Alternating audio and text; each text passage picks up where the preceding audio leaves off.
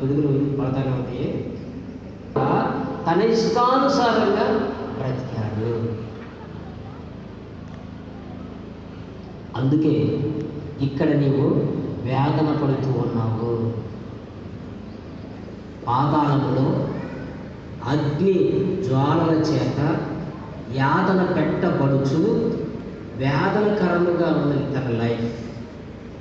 ఎందుకంటే తన ఇష్టానుసారంగా బ్రతికాడు, తన ఇష్టాన్ని నెరవేర్చుకున్నాడు, తన చిత్తమును నెరవేర్చుకున్నాడు. కానీ దేవుని ఇష్టాన్ని పక్కన పెట్టేసేసి, నా ప్రియమైనటువంటి దేవుని బిడ్డలారా, దేవుని యొక్క చిత్తాన్ని పక్కన పెట్టి మన చిత్త ప్రకారంగా మన చిత్తాన్ని నెరవేర్చుకుంటే, మనకి నచ్చి మెచ్చినట్లుగా మనం బ్రతికితే మన లైఫ్ వేదనకరమైనటువంటి బ్రతుకు.